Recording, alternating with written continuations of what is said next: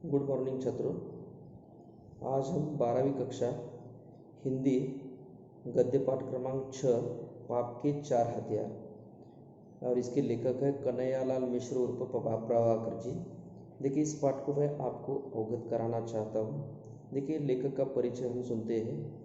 कन्हैयालाल मिश्र जी का जन्म 26 सितंबर 1906 को उत्तर प्रदेश के देवबंद गांव में हुआ है और हिंदी के कथाकार, निबंधकार, पत्रकार तथा स्वतंत्र सेनानी थे। इन्होंने पत्रकारिता में स्वतंत्रता के स्वर को ऊंचा उठाया है। आपके निबंध भारतीय चिंतन धारा को प्रकट करते हैं और आपका साहित्य मूलतः सामाजिक सरोकारों का शब्दांकन है। आपने साहित्य और पत्रकारिता को व्यक्ति और समाज के साथ जोड़ने का प्रयास किया है।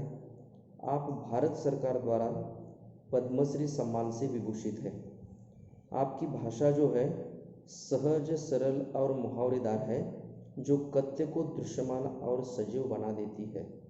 तत्सम शब्दों का प्रयोग भारतीय चिंतन मनन को अधिक प्रभावशाली बनाता है और इनका निधन जो है 1995 में हुआ है। देखिए, इनकी प्रमुख कृतियाँ इस प्रकार है: धरती के फूल कहानी संग्रह, जिंदगी मुस्कुराई, बाजे पायलिया के घुंघरू, जिंदगी लहलहाई, महके आंगन चहके द्वार निबंध संग्रह, दीप जले शंख बजे, माटी हो गए सोना, संस्मरण एवं रेखा चित्र आदि। देखिए, विधा का परिचय। साहित्य का प्रकार है निबंध। देखिए, निबंध का अर्थ है विचारों को भाषा में व्यवस्थित रूप से बांधना। हिंदी साहित्य शास्त्र में निबंध को गद्य की कसौटी माना गया है। निबंध में विधा में जो पारंगत है वह गद्य की अन्य विधाओं को सहजता से लिख सकता है। निबंध विधा में वैचारिकता का अधिक महत्व होता है तथा विषय को प्रखरता से पाठकों के सम्मुख रखने की सामर्थ्य होती है। देखिए, पाठ का परिचय इस प्रकार है।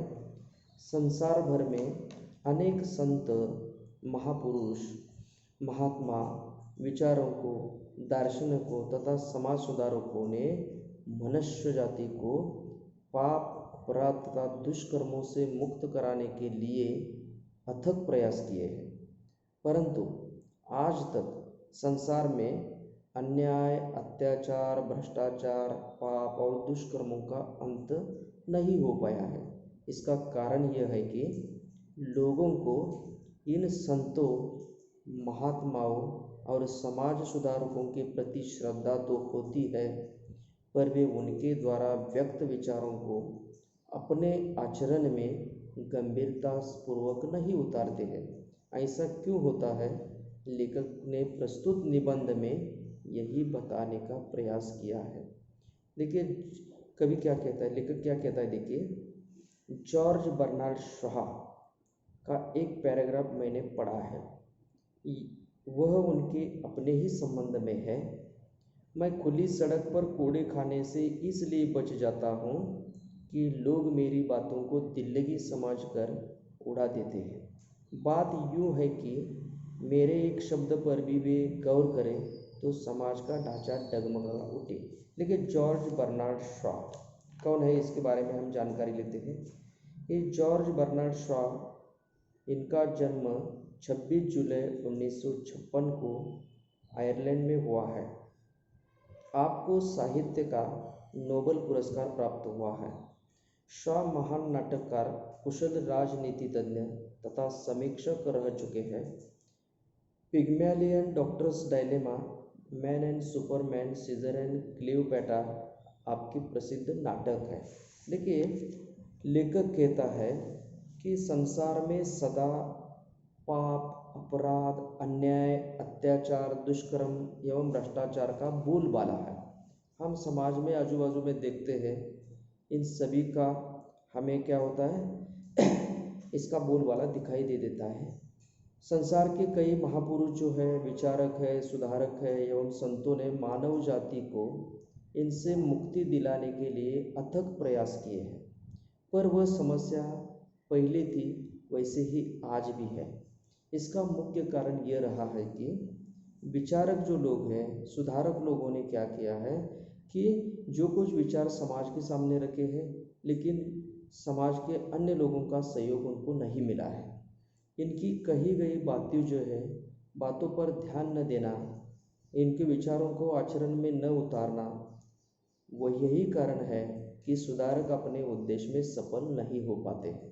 देखिए, लेखक कहता है कि बुराइयों के विरुद्ध सुधारक की बातें लोगों को किसी पागल व्यक्ति की बकवास लगती है। देखिए, समाज में ऐसे भी लोग हैं, क्या करते हैं, अच्छे विचार समाज के सामने रखते हैं, लेकिन लोग क्या करते हैं, उनको पागल कहते हैं, यानी उनकी बातें उनको बकवास लगती है, जिन्हें वे सुनना ही नहीं चाहते हैं। यदि कभी एक हाथ बात सुन लेते हैं तो उसकी निंदा करते नहीं थकते। देखिए, एक आधी बार हम सुनते हैं, लेकिन समाज के लोग क्या करते हैं, उनकी निंदा करते हैं, उनके बारे में उलट सुलट बातें करते हैं और इस पर लोगों को बेवकूफ़ बनाने का आरोप लगाते हैं। और लोग कहते हैं, क्या कह रहा है, एक गलत बात कह रहा है, तो लोगों को फंसाने का काम कर रहा है, ये बेवकूफ़ है। ऐसी उलट सुलट बातें लोग उस आदमी के बारे में करते हैं।